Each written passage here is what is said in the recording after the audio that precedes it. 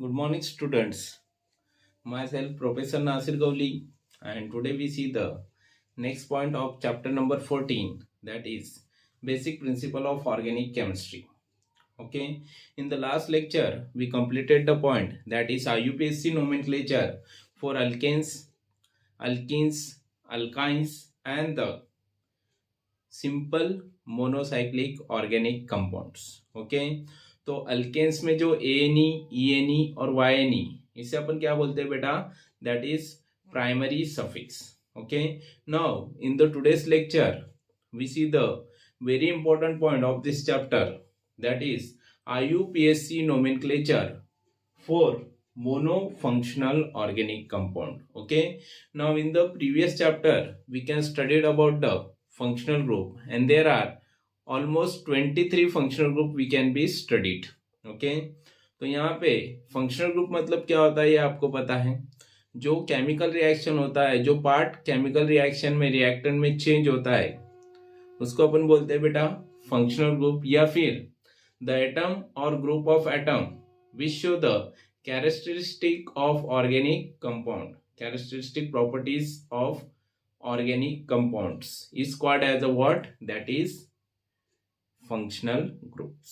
Okay, so 23 अपन ने functional group study किए। अब देखो यहाँ पे अपन एक न्यू पॉइंट शुरू करने वाले हैं, that is prefix and suffix for the monofunctional organic compound. So what is mean by monofunctional organic compound? Firstly we see the definition, that is the monofunctional organic compound are the organic compound which consist of at least one functional group in their structure, मतलब जिसमें एक functional group present रहता है। okay, so that compound is called as a what? That is monofunctional organic compounds. okay, अब देखो ये मोनोफंक्शनल organic compound study क्यों करना है अपनों को? क्योंकि इसमें इनके IUPAC नोमेनक्लेचर के रूल्स अपन आगे देखेंगे, लेकिन यहाँ पे मैं थोड़ा थोड़ा आपको समझाऊंगा।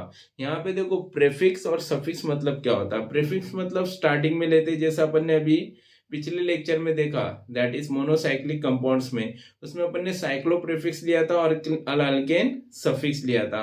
उसी तरीके से जो अल्केन का लास्ट का वर्ड रहता है ई, ओके, उसको रिप्लेस किया जाता है, that is like this suffix और प्रेफिक्स। ओके, सो अपन यहाँ पे कुछ इंपॉर्टेंट फंक्शनल ग्रुप के प्रेफिक्स और सफिक्स देखेंगे। ठीक है, so our first point that is alkyl halide.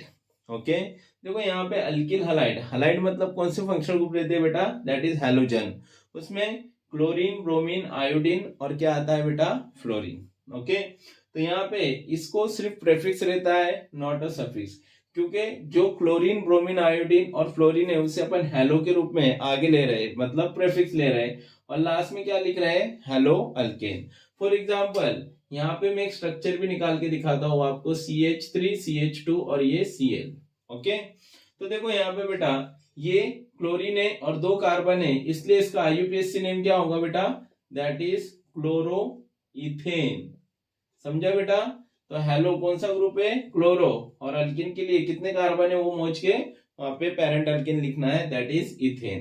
तो इसका फर्स्ट क्या आएगा? That is chloro ethane. अब अपन सेकेंड फंक्शनल ग्रुप देखते हैं बेटा, दैट इज, ये तो खत्म हो गया।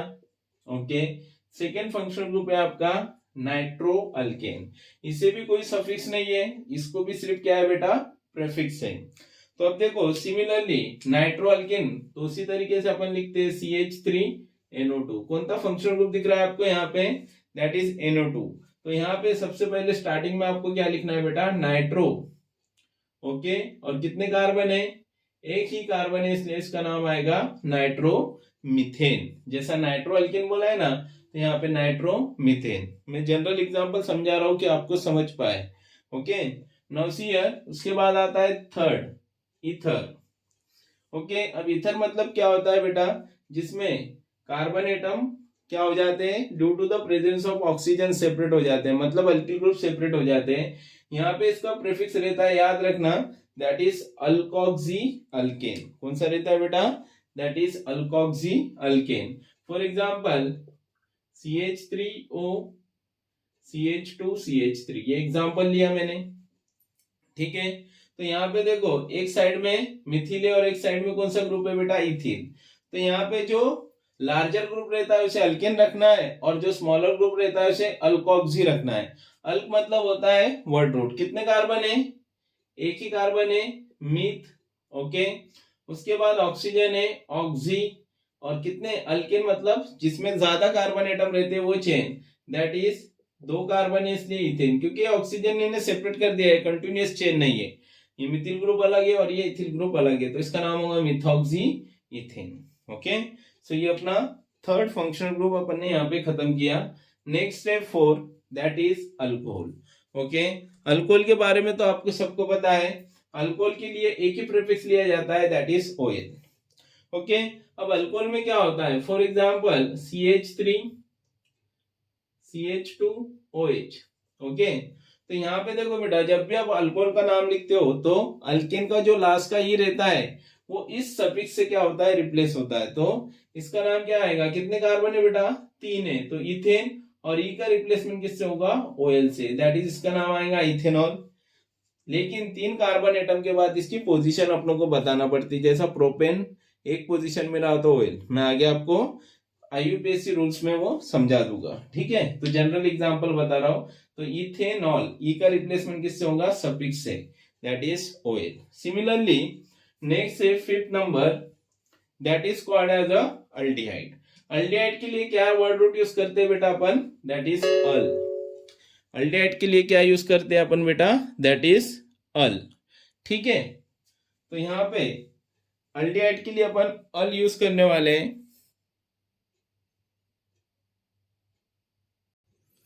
सो यहाँ पे अपन देख रहे हैं बेटा, दैट इज अल्डिहाइड का जो रहता है क्या रहता है, अल। ओके, सो हियर यहाँ पे अपन एक एग्जांपल लेंगे, जैसा for example CH3 CHO। Okay, तो कितने कार्बन है बेटा, 1 और 2, तो इसका IUPAC नेम आएगा इथेनल। ओके, तो ये जनरल समझा रहा हूं क्योंकि ई का रिप्लेसमेंट किससे करना है, दैट इज सफिक्स से, which is called as a al. Okay, now here उसी के साथ अपना नेक्स्ट फंक्शनल ग्रुप है 6 number, that is called as a ketone. अब देखो कीटोन के लिए प्रीफिक्स कोई नहीं रहता है लेकिन सफिक्स रहता है ONE। मतलब यहाँ पे भी आप क्या करेंगे, जो अल्केन का ई है उसे रिप्लेस करना है ONE से, लेकिन यहाँ पे उसकी पोजीशन आपको देना पड़ती है। For example CH3 CO CH3। Okay, 1 2 3, तो कितने कार्बन है बेटा, 3 है, प्रोपेन। और ई का रिप्लेसमेंट किससे होगा, ONE से। पोजीशन लिखना है 2 ONE, that is propane 2 ONE। Okay, तो यहाँ पे सफिक्स क्या आएगा, ONE। ओके, उसी तरीके से next, that is the next compound है carboxylic acid, C double bond OH। Okay, अब देखो कार्बोक्सिलिक एसिड के लिए सफिक्स क्या है बेटा, that is OIC acid. Okay, तो यहाँ पे अपन लिख सकते हैं, that is example HC double bond OH और यहाँ पे CH3। तो देखो इसका नाम क्या आएगा बेटा, 2 कार्बन है इसलिए इथेन, और ई का रिप्लेसमेंट किससे होगा, OIC एसिड, तो इसका नाम क्या आ जाएगा, इथेनोइक एसिड। ओके, तो यहाँ पे लास्ट में क्या लगाना है सफिक्स आपको, that is OIC acid.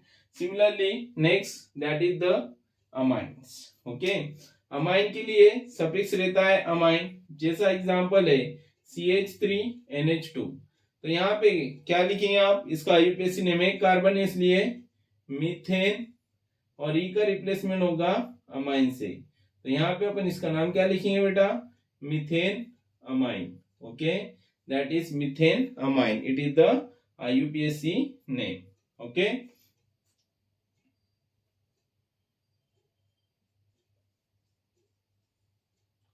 Now see here next. अब अगला जो फंक्शनल ग्रुप है जिसे अपन बोलते हैं बेटा amide, C double bond NH2। इसके लिए भी सिमिलर है, दैट इज अपन क्या लिख सकते हैं बेटा, amide. For example CH3 C double bond NH2, तो क्या आएगा इसका नाम, that is ethane amide, MID। That is ethane amide. तो ये अपन क्या करेंगे, ई का रिप्लेसमेंट किससे करेंगे, अमाइड से। ओके, तो ये मोनोफंक्शनल ऑर्गेनिक कंपाउंड के बारे में अपन स्टडी कर रहे हैं। Next, acetic anhydride. ओके, उसके लिए अपन क्या लेते हैं बेटा, OIC अनहाइड्राइड। तो यहाँ पे देखिए for example CH3C double bond O, C double bond O, CH3। Okay, तो ये एक स्ट्रक्चर है। अब इसका कॉमन नेम अपन ने पढ़ा था एसिटिक अनहाइड्राइड, पर इसका अब क्या आएगा बेटा, दैट इज इथेनोइक अनहाइड्राइड्स। ओके, तो यहाँ पे इस तरीके से अपन एग्जांपल ले सकते हैं। ओके, सो आगे देखते हैं बेटा next structure, that is next is Aseel halide. Okay, अब असील हलाइड के लिए आप क्या करोगे, बोलिए। दैट इज असील हलाइड के लिए अपनों को क्या लेना है, OYAL हलाइड। ओके, तो यहाँ पे इसके लिए क्या सफिक्स यूज करना है, OYL halide, CH3 C double bond O Cl। तो इसका नाम क्या आएगा बेटा, that is ethanoyl chloride. Okay, ethanoyl chloride, समझ रहा है। तो ई का रिप्लेसमेंट किससे होगा, OI हलाइड की जगह अपन यहाँ पे लिखेंगे chloride. Okay, next that is the 12 number का अपना कंपाउंड है, that is Easter. Okay, Easter का फंक्शन रहता है C डबल बॉन्ड O, और इसके लिए जो सफिक्स यूज करते हैं बेटा वो रहता है OATE। For example CH3 C double bond O CH3। अब ये मिथिल अलग है, तो यहाँ पे इसका नाम आएगा मिथिल इथेनोएट। ओके, इसका नाम आएगा Mithil ethanoate, that is the IUPAC। Mithil और 2 कार्बन इसलिए इथेन, और ई का रिप्लेसमेंट में OAT से। Now see here today we see the last functional group, कौन सा बेटा, दैट इज साइनाइड और नाइट्राइड। तो इसके लिए आपको कौन सा ग्रुप रहता है बेटा, दैट इज CN। ओके, तो साइनाइड और नाइट्राइड से उसको अपन सफिक्स लिखते हैं, जैसा for example CH3CN। Okay, CH3CN, तो इसका नाम आएगा मिथिल साइनाइड या इथेनोट्राइल, इथेनोनाइट्राइल, तो कार्बन इसलिए। ओके, तो इस तरीके से अपन ने यहाँ पे बेटा वेरी इंपॉर्टेंट पॉइंट देखे, that is prefix and suffix for the that organic compound which consist of only one functional group in their structure. अब इसके IUPAC नेम कैसे लिखते हैं बेटा, ये अगले लेक्चर में अपन रूल्स बाय रूल्स पढ़ेंगे। ओके, तो आज के लिए लेक्चर में इतना ही बेटा, थैंक यू वेरी मच।